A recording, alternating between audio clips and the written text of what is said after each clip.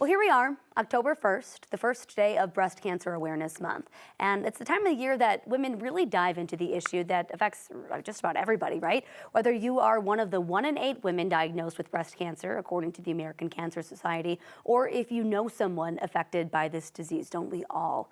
Joining us today, we have Dr. Kayla Griffith, a breast surgeon, here working with cancer patients in HC Health One. Thank you so much for being here today. Thanks for having me. Yeah, absolutely. So we're talking about more people being diagnosed with breast cancer, especially young women. What are you seeing in your practice? We're seeing the exact same thing. You know, the average age of breast cancer diagnosis in the United States is around 62 to 64, right? A postmenopausal woman. We are seeing more young women diagnosed with breast cancer. We say young women, a young woman diagnosis is under the age of 40. You know, so that skew is quite compromised, right? And we're seeing more and more women in their 20s, 30s, early 40s being diagnosed, especially in Colorado. Over half of my population, over half of my patients are under the age of 40 and 50. Wow, that's so young. So screening has really changed a lot. What are we seeing with screening nowadays?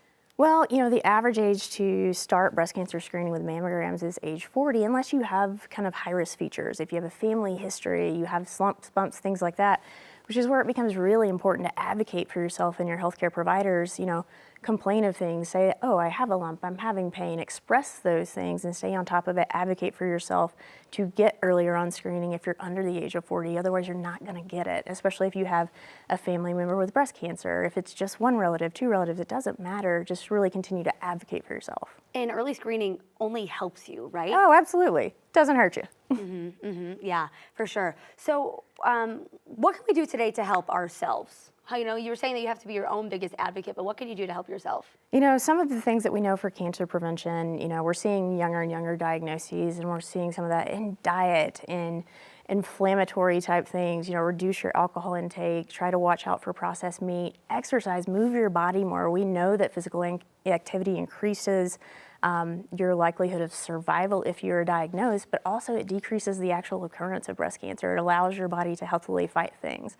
And really just pay attention to your body. I think we as women, we're pretty horrible about advocating for ourselves. We're so used to taking care of everyone else that when we have a complaint in our own body, we're usually the last to speak up. We're like, oh, we'll do it later. It's probably fine. It's probably fine. It's probably fine. I'll do that next week. I'll do that next month. I'll get my mammogram next month. Oh, wait, my kids have something. Wait, we're going on vacation. I've got a work thing due. And all of a sudden, it's a year later. Right. Yeah, it happens so fast. So how has treatment changed? Treatment has changed significantly in the last 20, 30 years, even just from surgically what we're doing.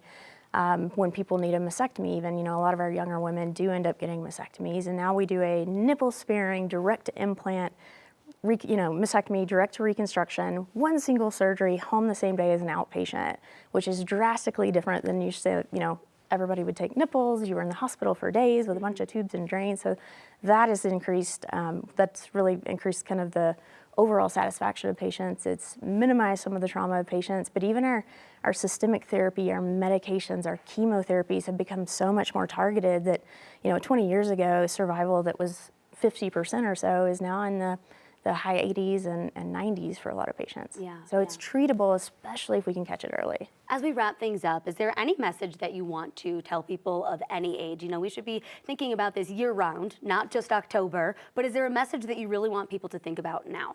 That's it. That's exactly it. And that's kind of one of my biggest things is it's not just October is when we need to be aware. It's every day, it's every month. I kind of wish we would do this in January so that we weren't fighting deductibles. But again, it's all about just advocating for yourself, advocate for your own health, take time for yourself.